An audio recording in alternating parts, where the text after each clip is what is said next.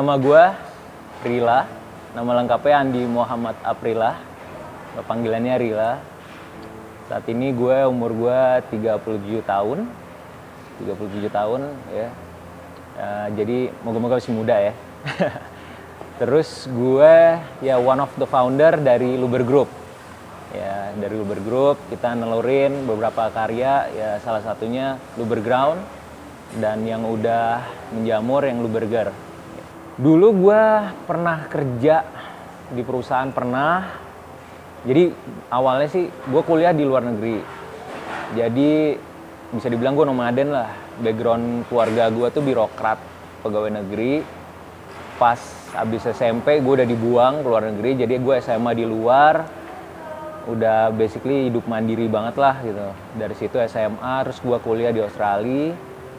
Di Australia gue ngambilnya IT business. Jadi ada IT-nya, ada bisnisnya juga.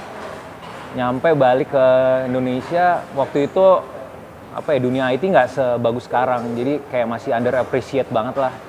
Abis itu gue kerja di perusahaan dan gue emang ngerasa kayaknya boring gitu.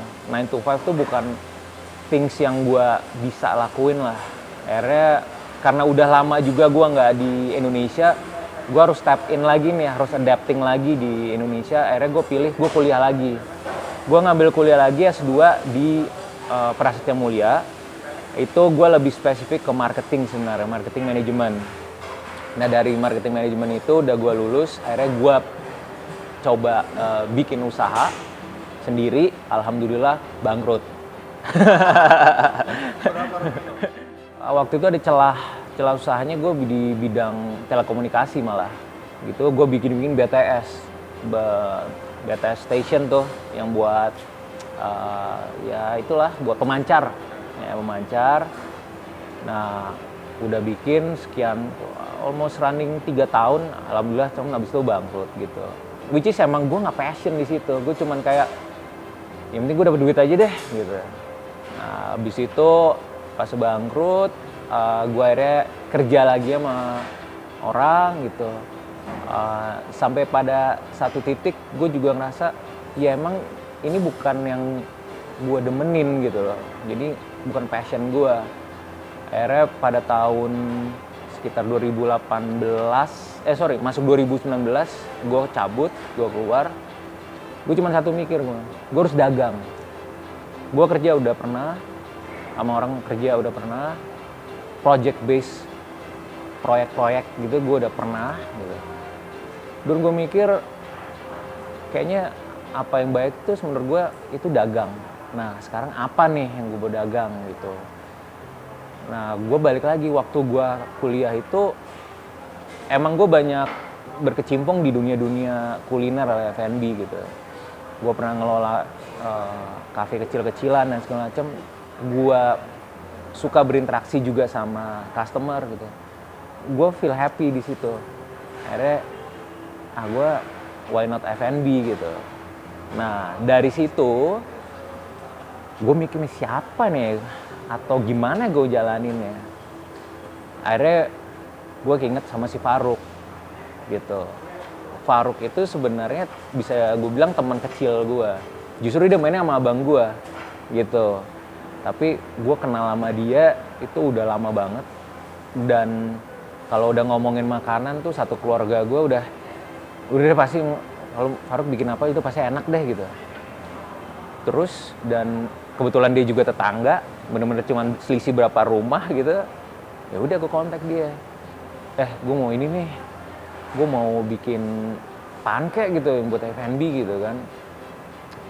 Oh ya udah boleh gitu. Dan orangnya emang dia kan oh ya udah gue bantu gitu kan. Dari situ sih sebenarnya cikal bakal yang gimana kita bisa akhirnya kerja sama gitu loh. Dan niatan gue sih sebenarnya kalau pas gue bikin usaha ini gitu atau cikal bakal daripada Luber Group atau Luberger ini simple sih gue cuman mau bikin satu usaha yang dimana gue dapat income tapi gue setiap hari gue bisa sarungan, gue bisa ibadah ya kan, gue income-nya tetap ada gitu. Nggak jauh-jauh dari rumah, ngontrolnya gampang, udah as simple as that gitu. Waktu itu kita berdirinya emang di Jatiwaringin gitu. Jadi mindset all energy itu emang kita keluarkan hanya untuk pasar, pemetaan pasar tuh di Jatiwaringin doang gitu. Apa yang benar-benar bisa diterima dan hits di Jatiwaringin. Konsepnya udah aneh-aneh deh dulu. Ada yang mau bikin kayak bakar-bakaran, terus makanan Nusantara lah, ada yang say sapi lah gitu. Even coffee shop, tapi coffee shop itu enggak lah, gue bilang ngapain, coffee shop udah banyak banget gitu kan, kurang atraktif gitu. Akhirnya Faruk ada idenya, kenapa kita nggak bikin burger gitu, karena ini ada yang baru nih dalam konsep burger, yang mana itu di Jakarta waktu itu belum ada. Maksudnya konsep ini tuh belum digaungkan gitu. Dan kalau ngomongin secara bisnis burger, kita ngelihat dari teman-teman yang lain, brand-brand yang lain, itu making money-nya gede banget di situ. Oh, ini berarti nih ada duitnya nih di sini nih gitu. Gimana kalau kita bikin something yang hype di Jakarta Selatan lah gitu. Tapi kita bawa nih ke Jatiwaringin. Kita bawa ke Jatiwaringin, istilahnya kayak burger kekinian atau konsep burger kekinian, tapi bisa ngebawa harkat martabatnya orang Jatiwaringin gitu loh, gitu kan. Akhirnya ketemulah konsep burger joint, namanya Yellow Burger itu sendiri gitu loh. Nah, basically apapun yang kita udah achieve sampai sekarang itu, iya dari Lu Burger itu dan dari niatan yang sederhana seperti itu aja sih sebenarnya. Kalau ngomongin konsep Lu Burger sendiri ya gitu. Waktu kita coba metain juga secara brand wise, maksudnya sudut pandang eksekusi sebuah brand, rata-rata kalau brand-brand yang burger yang gue pahamin waktu itu emang mereka nunjukin ke restoranannya gitu loh, ke ke kompleksan burgernya, misalnya produknya yang ditunjukin atau enggak nuansa family-nya gitu. Itu akhirnya kita mau keluar dari suasana itulah gitu. Nah, gue mikir why not kita bikin kayak semacam konsep yang coffee shopnya burger gitu loh. Jadi simple, orang datang makan cabut, tapi bukan yang kayak merek-merek lain yang ibaratnya emang kayak wah di sini family banget atau enggak. Dan ini it has to be simple gitu, straightforward aja gitu loh. Straightforward aja. Kebetulan konsep burger yang diusung waktu itu smash burger, which is American classic cheeseburger. Ngomongin cheeseburger ya udah cheeseburger, dah nggak ada yang lo bikin kompleks yang kayak gimana ribet, nggak usah. Gue believe itu dalam kita apapun profesi, apapun yang dilakukan, itu sebenarnya balik kepada niatannya gitu loh. Emang kalau namanya usaha ya pasti ujung-ujungnya duit lah ya, keuntungan dan lain-lain gitu. Tapi sebenarnya niatan apa yang lo mau capai dari situ. Nah, dari niatan yang benar-benar lo fokusin di situ, kalau gue percaya memang Allah nanti ada hadirin datang ketemu orang-orangnya gitu. Pertama gue ketemu sama si Faruk, ya kan, yang mana sebenarnya gue udah kenal lama, kenapa harus happens terjadi sekarang, ya kan.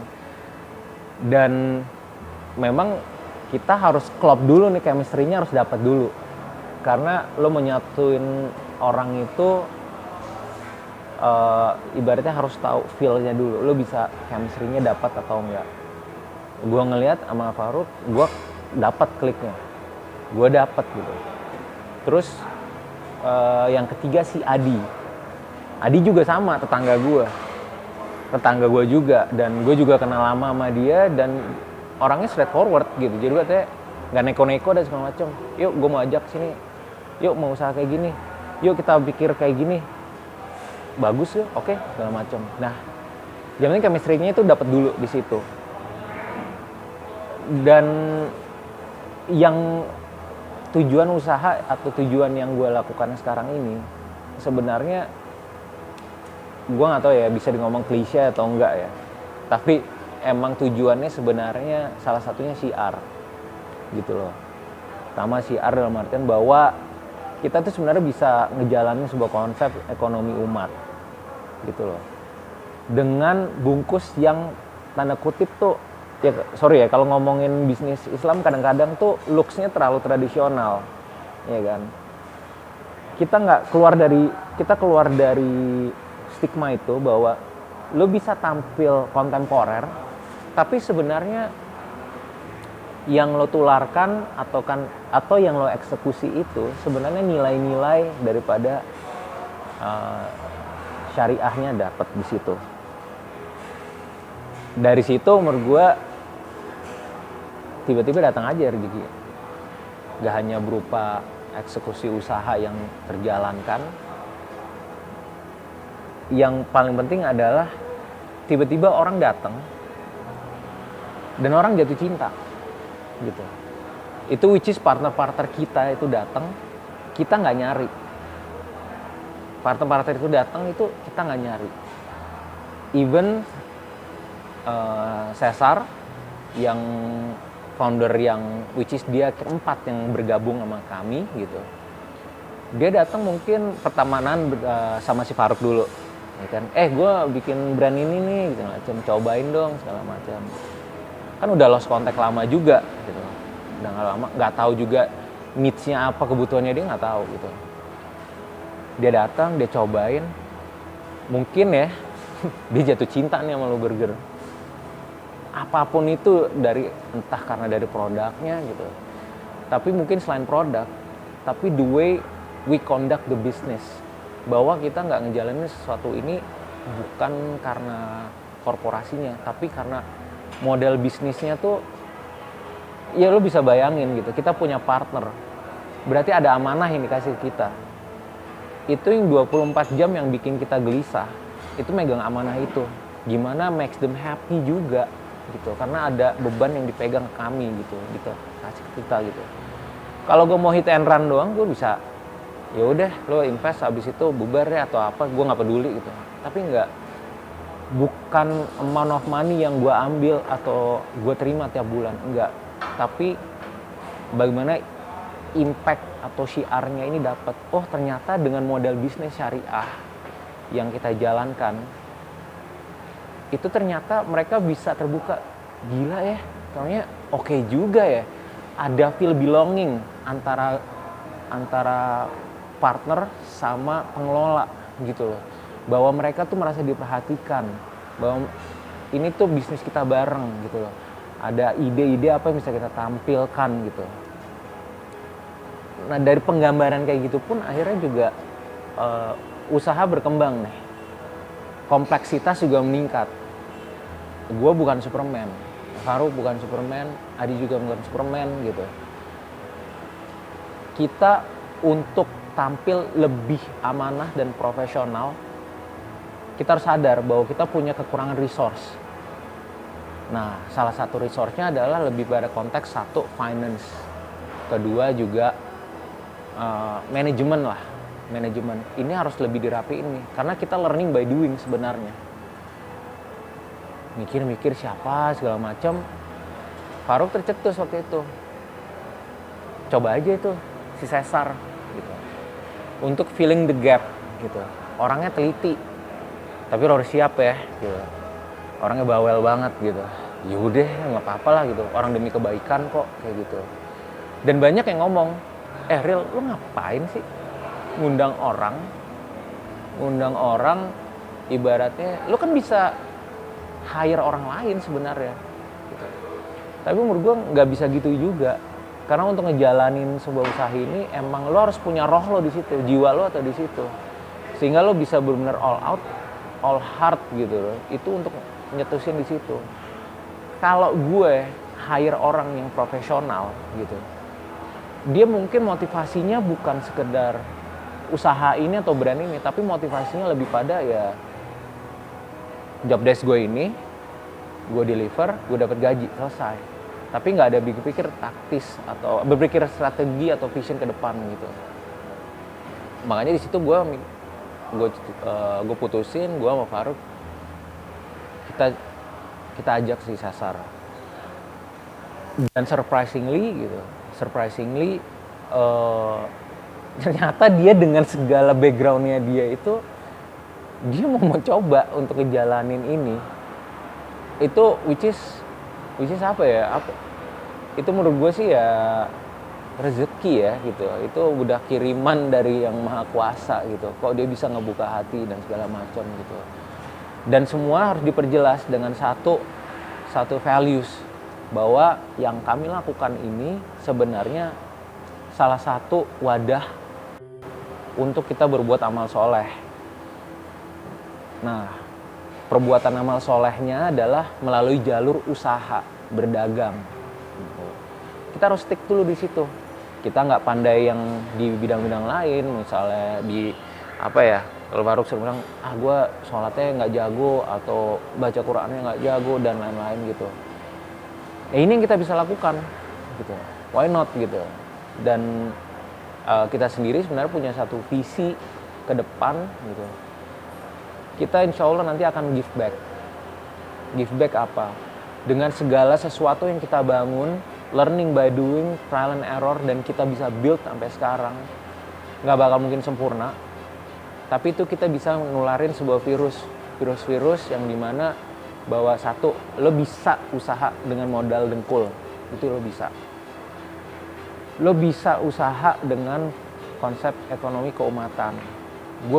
Kita harus nularin gitu. Apa yang kita udah jalanin saat ini gitu. Mereka punya trouble apa? Ayo kita tularin. Kita kasih tahu. Gue punya ilmunya sampai sebatas ini. Oke, gue ajarin. Gue kasih ilmunya seperti apa. Tapi jangan lupa, setelah lo ada menghasilkan sesuatu, lo gerakin lagi ke umat, lo balikin. Itu akan muter. Karena prinsip sedekah dan segala macam itu benar. Usaha yang kita lakukan harus diarahkan ke jalan amal soleh. Nah, itu yang menurut gue yang melindungi, ngejagain sampai sekarang kita tetap bisa berkembang pada akhirnya. Dan nggak tahu sampai sekarang pun juga ngerasa kebutuhan permintaan untuk kerjasama kita banyak banget. Itu banyak banget. Sampai kita mikir, kita ngapain sih sebenarnya? Kok ini orang pada sampai ada yang marah-marah. Ayo dong kerjasama dong sama gue udah nyediainin segala macam. Tapi kita sadar diri, oke, kita ada kesempatan untuk scale up. Tapi kalau kita buta dalam arti apa ya, lupa diri segala macam, ya udah ambil. Takutnya nanti malah udah dapat amanah, malah nanti bisa jadi berantakan. Karena kita masih di tahapan segini, gitu. Belum ada di tahapan di sini. Nah, momen-momen yang seperti ini yang kita introspeksi diri, mawas diri, untuk kita rapiin dulu nih, kuatin dulu fondasinya. Sehingga nanti kalau kita handling yang bigger case, kita akan lebih siap, gitu. Which is happens right now, gitu. Gue dulu bisa tingkat ibadah, gue bisa lebih bagus. Dengan ada usaha ini, alhamdulillah bagus. Tapi along the way, ada berkembangnya usaha ini, banyak banget yang kita temuin. Satu, dari kompetensi kita, ternyata belum komplit, masih banyak kekurangannya. Terus, kedua, impact-nya daripada itu, akhirnya kalau di gue personally gitu, gue keluar dari jalur niat gue.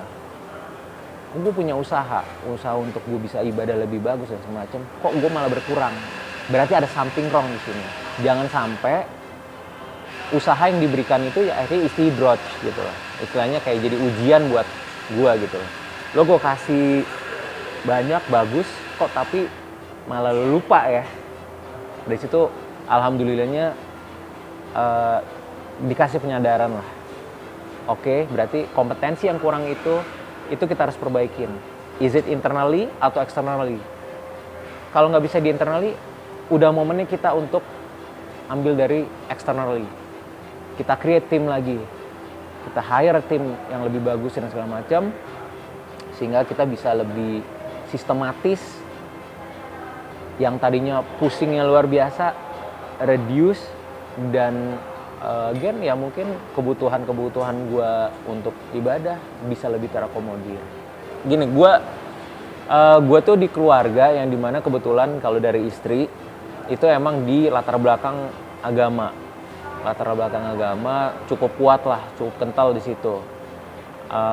Mungkin kalau orang-orang Jakarta tahu ada perguruan Islam Asyafiyah gitu. Nah itu keluarga besar dari istri gue. Nah dari situ adalah values yang masuk lah ke dalam diri gue juga. Dan kedua, Faruk sendiri juga sebenarnya waktu itu juga lagi ingin gaungin tuh masalah gerakan ekonomi, gerakan syariah segala macam. Ya ibaratnya dayung bersambut ya istilahnya, gayung bersambut. Nah gitu, gayung bersambut. Kita jalaninnya gini aja nih. Which is itu dibicarain waktu kita udah mau bikin outlet yang berikutnya nih. Ini kita mau ada partner baru nih, cabang baru lah gitu kan. First case kita dong gitu. Apa nih yang kita lakuin? Akhirnya di situ tercetus lah. Kita pakainya sistem syarikah aja nih, bersirkah gitu. Itu hal yang baru. Which is sampai sekarang pun sebenarnya kita juga melakukan penyempurnaan. Dari awal sampai sekarang, wah gila deh, ibaratnya kayak dari sisi legalnya aja tuh, perjanjian kerjasamanya yang kayak gimana, wah ini belum ada. Tapi itu dapet tuh ilmu baru-baru, akhirnya kita lengkapin gitu sampai sekarang. Dan again masih tetap terus kita kita sempurnain dan percaya gitu. Itu nggak sekaku. Kayaknya ngelihatnya kayak ekstrim banget sih atau enggak gitu. Logik banget gitu dan nyaman banget sebenarnya buat di hati. Untuk yang mulai berbisnis, again gue sampein lagi bahwa niat baik, karena niat baik itu cikal bakalnya, itu yang akan ngejagain along the way. Kedua, andai kata memang nggak ada modal lah istilahnya, nggak ada modal, tapi kita punya modal selain capital. Tentunya punya pikiran, kita harus plan, kita harus membumi, kita harus relate. Kita kalau nggak punya ilmunya, punya teman, punya network, punya saudara, punya tetangga, ngobrol, gitu. Niatin, kuatin di situ. Nah, sehingga nanti apa-apa yang dibutuhkan, jangan sampai step-step sebuah usaha itu juga dilompatin. Sebenarnya nggak bisa. Kita harus mau diri, oke, gue mau usaha apa? Dari pertanyaan sesederhana itu aja sebenarnya udah sebuah awal permulaan. Oh, gue mau usaha ini, gimana caranya? Oh, gue nggak punya ini. Apa sih yang gue punya? Gali dulu di situ.